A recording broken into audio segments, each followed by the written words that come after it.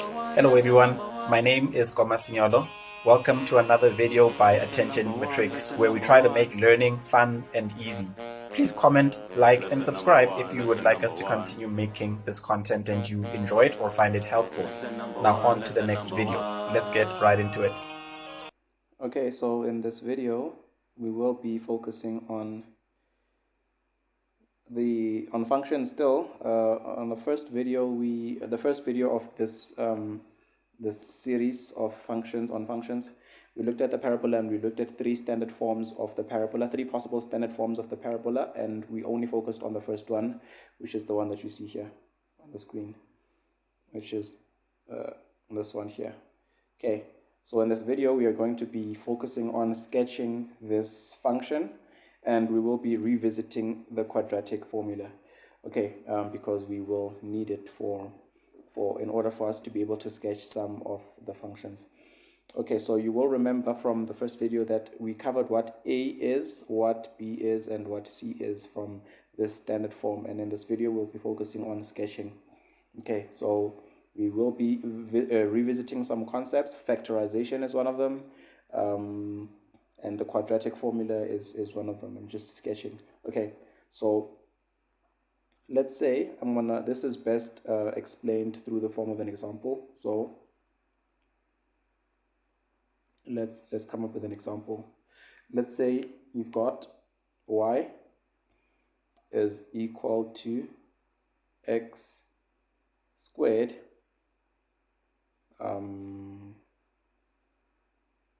plus, let's say, 6x plus 8. Okay, let's say you've got x squared plus 6x plus 8, and let's say you are asked to sketch this graph. Okay, so I'm going to give you steps to follow when you are sketching this standard form. Okay, so steps to follow. So steps to follow. Actually, let me remove this thing so that I can write it here. So the steps to follow when you are sketching. Okay, so sketch. What am I doing? Steps to follow. Steps to follow. Excuse me. Steps to follow when sketching. Okay, I'm going to give you the steps to follow. Step number 1 to follow when sketching this equation. Firstly, you can see that the standard form of this equation is ax squared plus bx plus c. Okay, you can see that this looks very similar to ax squared plus bx plus c. Okay, so ax squared plus bx plus c, that's the standard form. So now we are focusing on how to sketch the standard form. So let's say you've got x squared plus 6x plus 8. First thing you need to do with the standard form is find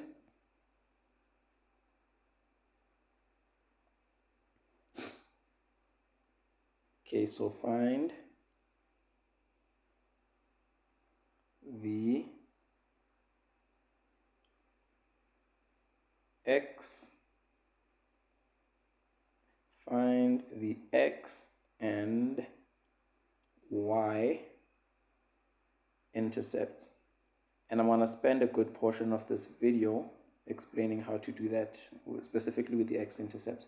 That's step number 1, find the x and y intercepts. Okay, number 2, establish the shape of the graph. Establish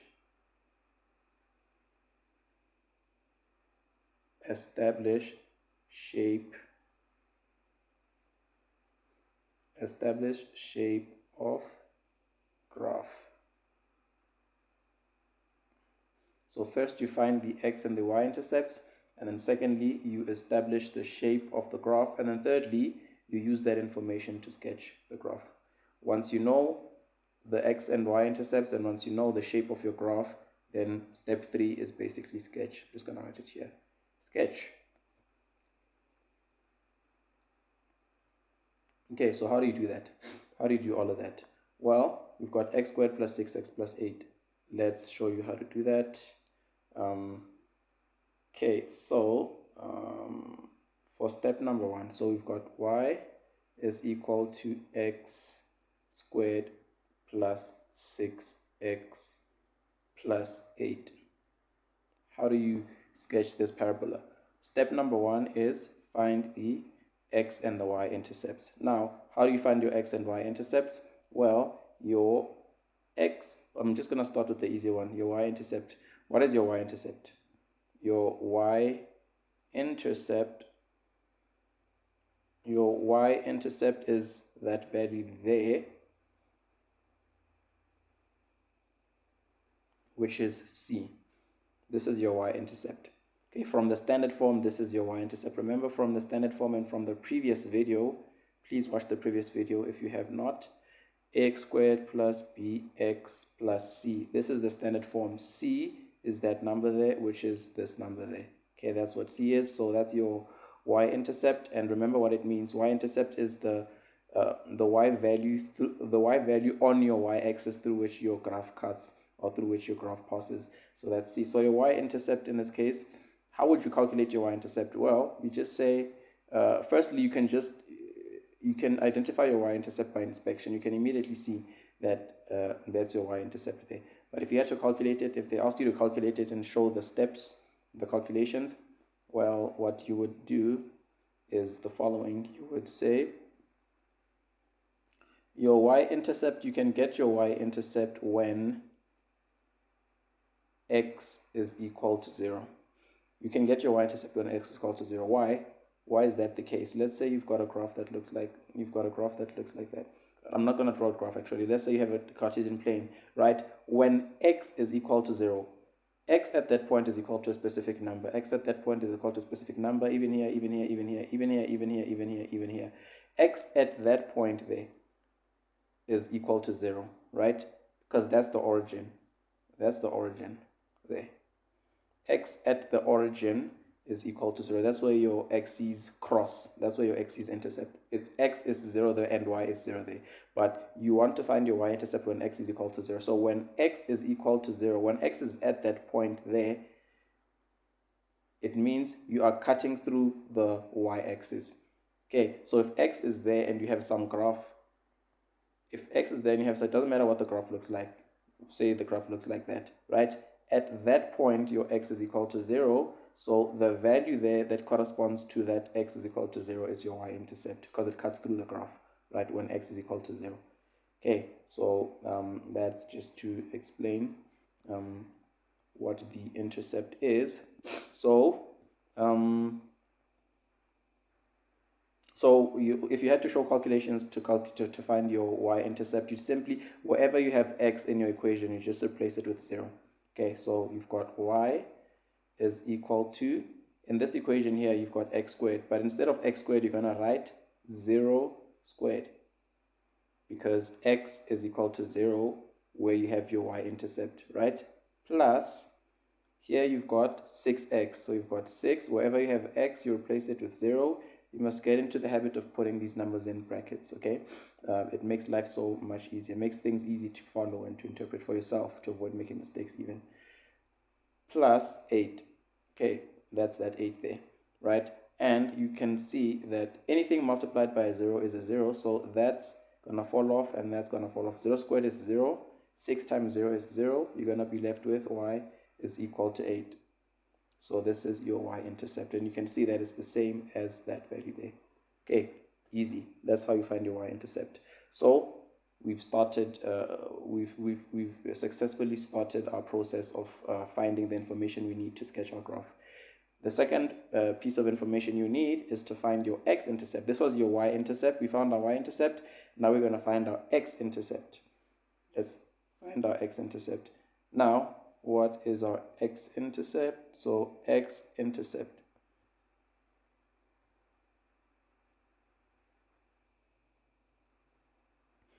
we can find our x-intercept when y is equal to 0. Okay, if I were to explain that using diagram or Cartesian plane, when y is equal to 0, y is equal to 0 is there at the origin, at that point there. So when y is equal to 0, your x's could be anywhere. They could also be on the origin, but they could be anywhere on your x-axis. Why? Because let's make this make more sense for you. So if I were to draw a horizontal line there, right? That horizontal line there cuts your y-axis at some value of y. Now that value of y is not 0, right? That value of y is some value there. It's some value because y is equal to 0 is at that point there. So since your value of y at this point is not 0, it means that all the x values here are off your x-axis. They are not on your x-axis. Here's your x-axis there. But so if you've got your y not being equal to 0 there, then it means your values, your x values also for this straight line here are not on your x-axis, right? So when y is equal to 0, it means that all your x values are on your x-axis. So all your values are on your x-axis when y is equal to 0, because y is equal to 0 is there, so your values are on your x-axis. So so then y is equal to, so you've got your graph intersecting your x-axis when y is equal to 0. Okay, that's basically what it means. Okay, so let us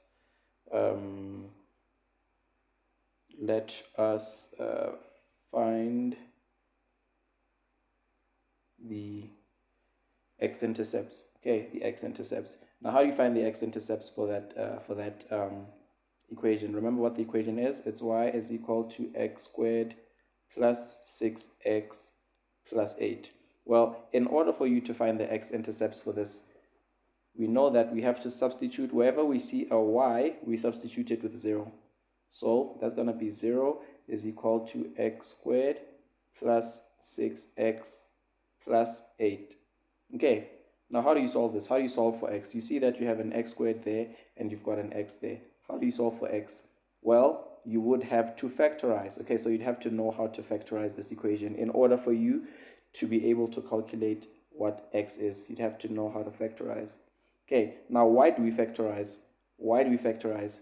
Because if we factorize, we're going to split this equation, or we're going to split that side of the equation into into two numbers whose factors are 0. Okay, two numbers where one of the factors is 0. Okay, we are factorizing so that we can get to a point where we have two or more numbers where one or more of the factors is 0. Okay, so for this it's going to be 2. For quadratic problems, it's going to be 1 or 2 factors. Now let me explain what that means. Okay, just to give it a bit more context, let me explain what that means. Let's say, now forget about the quadratic equation for now. Forget about it. Let's say I say to you, I've got 5 times a number is equal to 0. 5 times some number is equal to 0. Which number do I have to multiply 5 by to give me 0? Well, that number is 0, because 0 multiplied by any number is going to give me 0. So one of the factors here is 0. Okay, now say I say 10 times, which number should I multiply this 10 by to give me a 0? Still going to be 0. Okay, let's say I say, okay, 50,000 times a number is going to give me 0. Which number should I multiply this 50,000 by to give me 0? Well, it's 0. So you see that each time 0 has to be one of the factors that I multiply any number by in order for me to get an answer of 0. Okay, so this is the concept behind this whole factorization thing. The whole reason we're factorizing is because we want to split our formula into 2 and then make one of the factors equal to 0. If we make one of the factors equal to 0, then the entire thing can become 0, so that we have 0 on the other side of the equal sign. That's the whole concept behind factorization. Okay, behind factorizing this quadratic graph. So here you can see we've got 0 is equal to x squared plus 6x plus 8. It would help it would help us a lot if we could split this into two factors, because if we split it into two factors, we can make one of the factors equal to 0, one or both of the factors equal to 0, and then we can solve so that this side is equal to 0. Okay, so that's the concept behind this. Let's solve.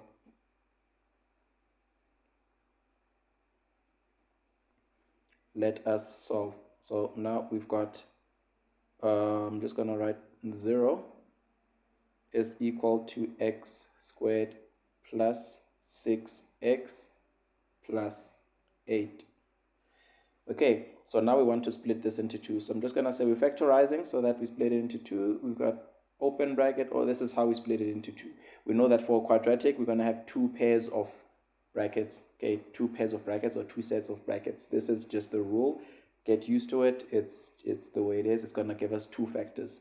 It's just the way it works out, how our quadratic functions work out. Okay, so now to factorize, you're just going to say, okay, there's a quick step that you can use to factorize. Okay, so we know that here it's going to be x, it's going to be x, right? And then in order for us to be able to factorize this, what we do is we ask ourselves, which two numbers, which when added or subtracted from one another can give us the middle number, and when we multiply them are going to give us the third number. That's how you factorize. Okay, I'm going to repeat that.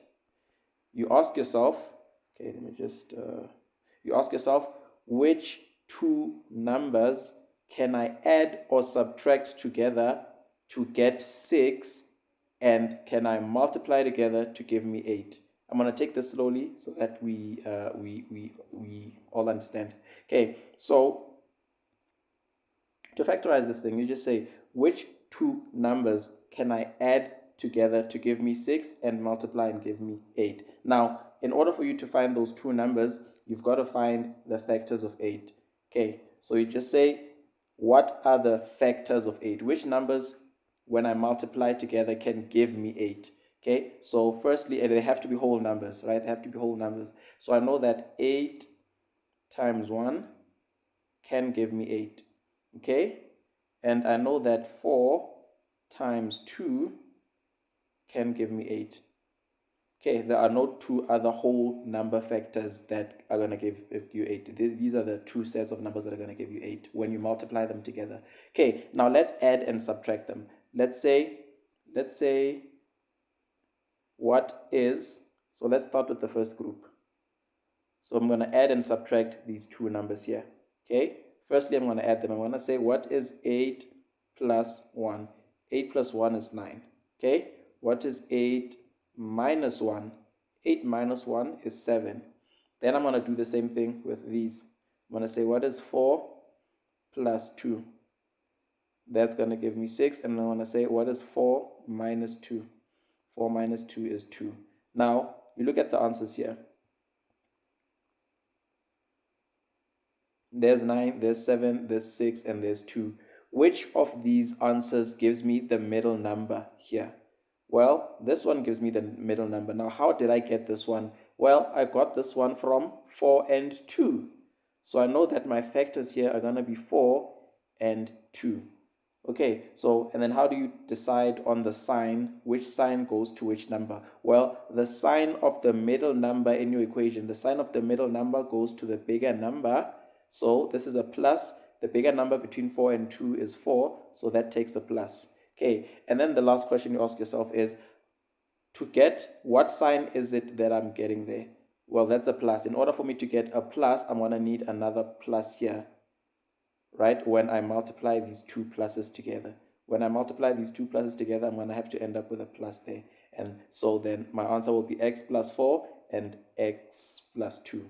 Okay, so I hope that makes sense. That's just factorization. If you forgot how to factorize, you can look it up somewhere and just refresh your mind. But that's how you would factorize. Okay, so 4 and 2 are our factors. Okay, so I'm just gonna erase these, make space for myself. Okay, so now that we factorize, now that we know what our factors are, we've got 4 here and we've got 2 here. we've got plus there, and we've got plus there. Okay, now we say, remember the whole goal of us doing this thing is so that we've got two factors. This is our first factor, this is our second factor. Everything in these brackets, everything in this bracket, these brackets is you can treat it as one number. X plus 4, you can treat it as one number, the same as here. Remember what I was explaining earlier on. Let me just scroll up. Remember, the whole reason we're doing this entire thing is so that we've got two factors and we want to make one of the factors 0. Okay, so now if you look at what we did here, we've got two sets of brackets. Each set of bracket represents one factor. Okay, now our goal is to make one of the factors equal to 0. Okay, so since our goal is to make one of the factors equal to 0, we're going to look at one factor at a time. The factor that I'm going to look at first is this first set of brackets. Okay, so I'm going to say, since I'm treating this entire thing inside this bracket as a number, I'm going to say x plus 4. I want x plus 4, this entire thing, this entire factor, I want all of it to be equal to 0. So that if this is 0, if this entire thing is 0, it doesn't matter what that is, because I'm going to multiply it by 0 and then I'm going to get that 0 there. Okay, so that's the whole goal. So now if I say x plus 4 is equal to 0, I can solve for x, and the x value that I get when I substitute it into that bracket, it's going to give me 0 for this entire bracket. Okay, so that's the whole point we're doing this thing. So now x is equal to minus 4 from this thing, because x goes to the other side and then changes the sign, so x is equal to minus 4. So one of the x-intercepts is going to be x is equal to minus 4. Okay, now I don't just do that for one of the brackets. I look at one set of bracket at a time, but I don't do this for just one of the brackets. So since I know that if I have x is equal to minus 4, and I substitute it into this portion, this bracket, then this entire bracket is going to be 0, and then I'm going to have 0. This entire thing will be 0 times whatever value I get there. So this is going to be minus 4, right? It's also going to be minus 4. If x is minus 4 here, x is going to be minus 4 here as well. So x here is going to be minus, but it doesn't matter what the value is here, because this is 0 already. Okay, and then so that's how you do that. And then you do the same thing for the second set of brackets. After you've done it, after you got your x as minus 4 here, you do it for the second pair of brackets. I'm going to rewrite that here. So I've got y, actually I've got 0 is equal to x plus 4, x plus 2. Okay, then what I have is, now that I've dealt with this in the previous page, I'm going to do the same thing for this one. I want this entire thing to be 0, so that when I take this 0 and I multiply it by whatever is inside that bracket there, I get this 0. Because 0 multiplied by anything, any number, any letter, anything, 0 multiplied by anything is 0. Okay, so I'm going to do the same thing. What I'm going to do is I'm going to say x plus 2 is equal to 0. Now when I solve this and I take 2 to the other side, I get x is equal to minus 2. So now I know that if I take x is equal to minus 2 and I substitute it in here, this is going to be minus 2 plus 2, that's going to give me 0, right? It's going to give me 0. And I take that 0 and I multiply it by that x plus 4 there, where x is going to be minus 2 now. Then I'm going to get 0 for the entire thing. Okay, so my two answers, my two x-intercepts that I got is x minus 2 and x is equal to minus 4. So I'm just going to write them down here. Remember, we're still at step number 1, finding the x-intercepts and the y-intercepts, right? We found the y-intercept. Remember, our y-intercept is equal to 8. Okay, now we just found our x-intercepts. What are our x-intercepts? Our x-intercepts are equal to, x is equal to minus 4 and x is equal to minus 2. Okay, and then now we can go on to step number 2. This was step number 1. Remember, step number 1 was find the x and y intercepts. Step number 2 is establish the shape of the graph. Okay, then step number 3 was sketch. So now let's establish the shape of our graph. Now, if you watched the previous video before this one, you will remember that we discussed the standard form, ax squared plus bx plus c. And we discussed that if a is less than 0, then our graph looks like that. And we discussed that if a is greater than 0, then our graph looks like that. Okay, I went into detail in the previous video about this. Revisit the previous video if you missed this. Okay, so now we've got this example that we've been working with here. We've got this example here. We've got y is equal to x squared plus 6x plus 8. Okay, so what is our value of a here? A in this case is equal to 1. It's the value there. There's no number, so it's equal to 1. If there's no number written, then you know that it's equal to 1 next to the x squared, right? So in this case, then a is greater than 0, so meaning that our graph has that shape, right? It's concave up, right? So if you were to sketch this graph, with all this information that we have, we've got our graph. It's going to sketch it very roughly. You should be able to sketch these graphs very roughly and very quickly by doing these calculations. So you've got your y-intercept. Remember, your y-intercept is the point on your y-axis where your graph cuts. So 8 is somewhere, let's say 1, 2, 3, 4, 5, 6, 7, 8. Let's say your 8 is somewhere there. Okay, 8 is somewhere there. Actually, let me just draw this nicer on a bigger page. Just try to squeeze things in here. Draw this nicer on a bigger page. So you've got your Cartesian plane like that. Okay, and 1, 2, 3, 4, 5, 6, 7, 8. There's your 8 there. Okay, that's your y-intercept because we calculated it and we found it, and we found that it's 8. Your x-intercepts are -4 and -2.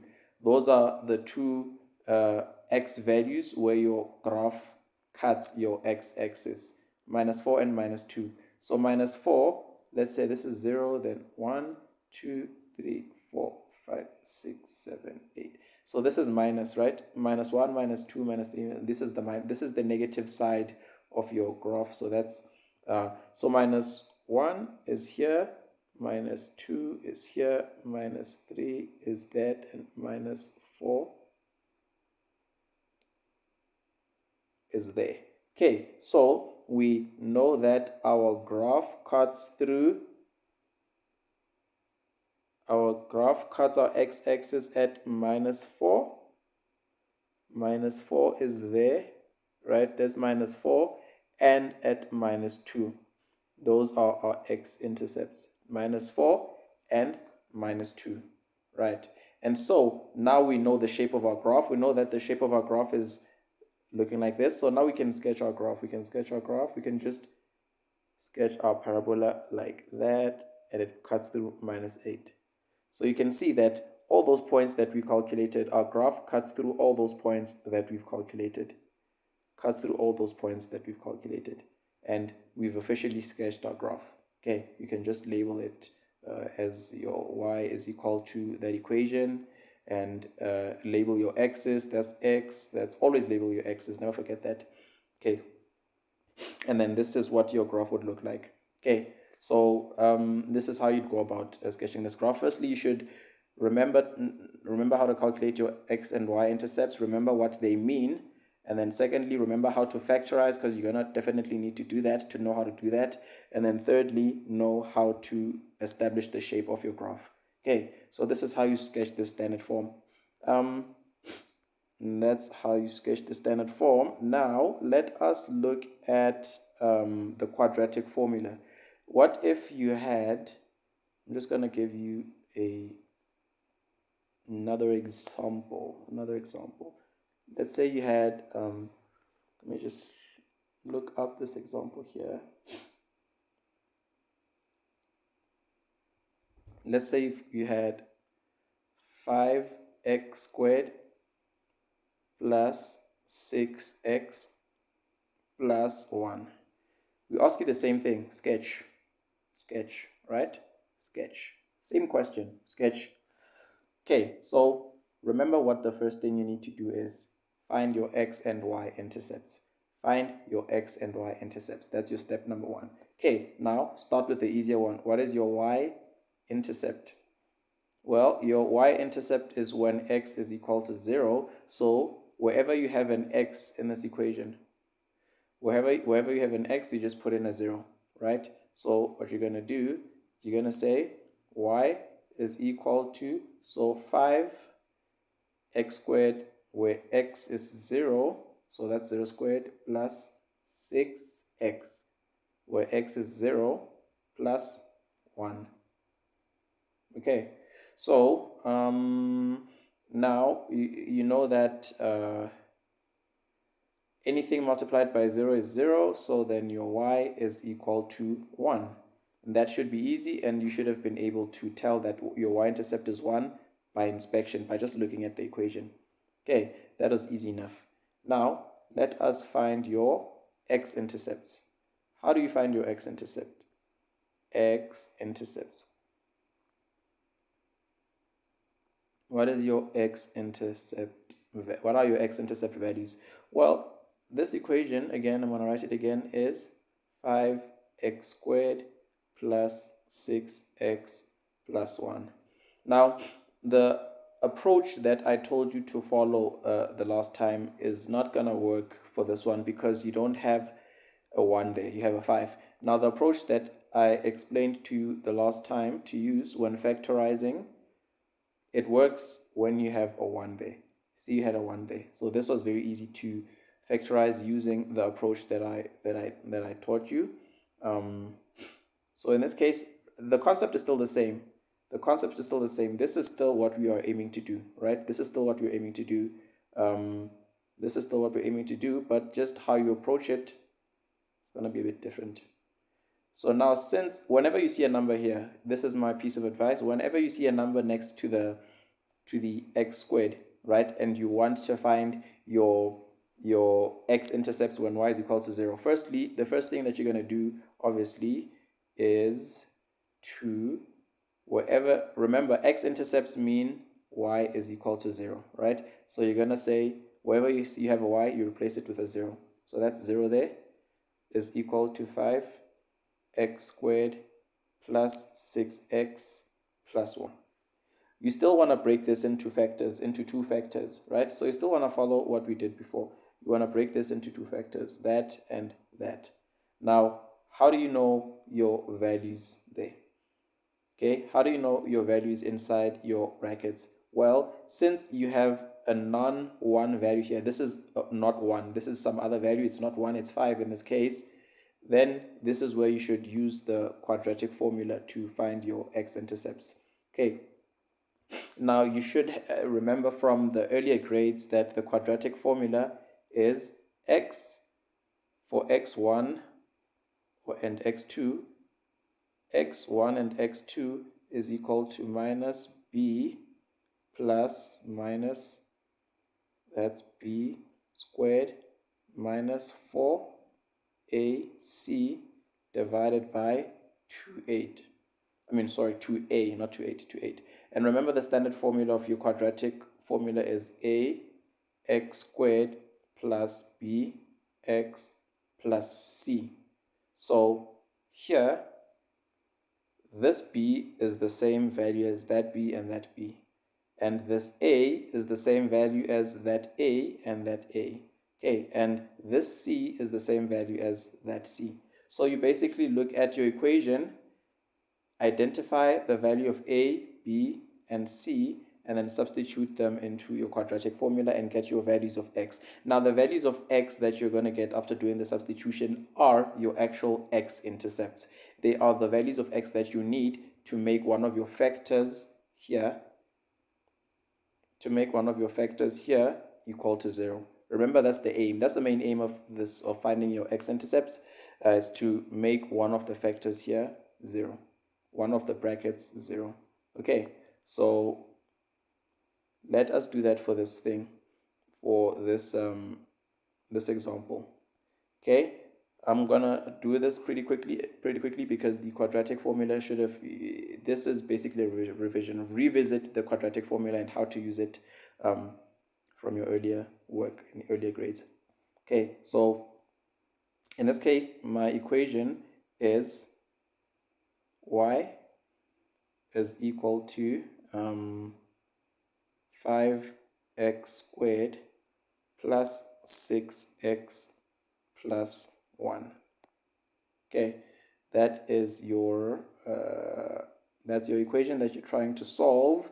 So you will agree with me that a, okay, so let's say a is 5, b is 6, this is b 6, and c is 1.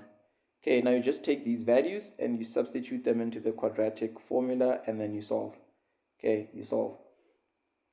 So let's do that. So we know that our quadratic formula, I'm just going to rewrite it here.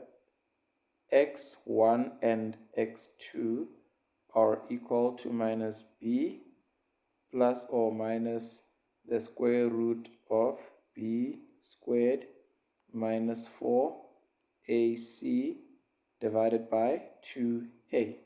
And then you substitute the values of a, b, and c that we just found right now. So there's your a is 5, b is 6, and c is 1, right? So this is going to be equal to minus b. B, we said, is 6 plus minus b squared is 6 squared minus 4 times a is 5, and c is 1. Okay, these are just the values that we found up there, multiplied by 2. What is a? A is 5. Okay, and then when you simplify this, remember these are two values. These are two values. You basically use this equation twice. Once when you have a plus and once for when you have a minus there. Okay, but I'm just keeping them together here because we're just gonna keep them together. Okay, to save time and to save space. Okay, so now we can solve this further. Now it's just mathematical operations. So this is going to be minus 6 plus minus, inside your square root sign there, that's going to be 6 squared is 36, minus 4 times 5 is 20, so that's going to be minus 20 times 1 is 20. Then you've got 10 down here. Okay, when you simplify this further, you've got 6 plus that. Then you've got 36 minus 20, that's 16. 36 minus 20 is 16, divided by 10. Okay, when you simplify this further, it actually works out to be a very nice number. You could have factorized that thing if you just applied a bit of critical thinking. If I just applied a bit of critical thinking, but this is a good thing to explain because it's going to give us a nice number. So you've got minus 6 plus minus the square root of 16. The square root of 16 is 4 divided by 10. Okay, now we simplify this further. We get minus 6 plus 4. That's, well, you could stop here actually. You could stop here, but I'm going to separate the two actually. Remember, this is x1 and x2, 1 for each sign, right? So let's say x1 is equal to minus 6, and I'm going to use one of the signs. So I'm just going to use the plus to get my first value for x, and then what I get is minus 6 plus 4 is minus 2 divided by 10, and if you punch this in your calculator, that's going to be minus 1 over 5. So one of your x-intercepts is minus 1 over 5. What is your second x-intercept? Well, instead of using a plus sign, use a negative sign to get your second x-intercept. So we've got minus 6 minus 4. So x2 is equal to minus 6 minus 4 divided by 10. Minus 6 minus 4 is minus 10 divided by 10. That's going to give you minus 1. This is your second x-intercept. Now, remember what we're doing here. We're trying to sketch that graph that we started off with in the very beginning. That's all we're trying to do. We're trying to sketch it. So now that we've got our x and y intercepts, remember what our y-intercept was. Our y-intercept is 1. Our y-intercept is 1. Okay, we found it earlier on. Our y-intercept is 1. Our x-intercepts are -1/5 and -1. So now we must establish the shape of our graph. The shape of our graph, remember, the equation is the equation is 5x squared plus 6x plus 1. And in order for us to establish the shape of our graph, we look at the sign of a there. This is a, and we know that a is greater than 0, so our graph does that. Okay, so now we've got all the information that we need. I'm just going to write the information down here. Okay, so y-intercept is equal to 1. X-intercepts, right? x1 is equal to -1/5. x2 is equal to -1. Okay, now we can sketch. Now we've got the shape, we've got the y-intercept, and we've got the x-intercepts. Step number 3 is to simply sketch. So how do we sketch this? We've got our Cartesian plane. Remember to always label your Cartesian plane and use your ruler. Don't sketch like I'm sketching here. And then we've got -1/5 here, if I would estimate, and then we've got -1, let's say somewhere there, -1 somewhere there, and we know that our value for y is 1, so let's put it here to keep to the same scale. Then these are the 3 important values. Then we know the shape of our graph. We know that firstly our graph will cut through that, and will cut through that. Now the most sensible way to join these 3 dots and keep to the shape of our parabola is to do it like, actually it looks very similar to the first graph that we sketched, but they're very different graphs. Okay, and then this is what your graph would look like. So we found our 2 x-intercepts, we found our y-intercept, and we sketched our graph. We established the shape of our graph and we sketched it, and this is what it looks like. Okay, so this is basically how you go about sketching the standard form. The standard form of y is equal to ax squared plus bx plus c. Okay, so the steps are essentially the same for the other standard forms. You just have to interpret them a bit differently, the standard forms, and then know what they represent or what they mean, okay, and what they stand for. The advantage of this standard form is that you can immediately tell what your y-intercept is immediately by just inspection. By just looking at the equation, you can tell immediately what your y-intercept is. Okay, so the other 2 standard forms of the parabolic function have their own advantages as well, and we will cover them when we cover the actual standard forms, which I will start with in the next video. Okay, so this is it for this video. Till next time.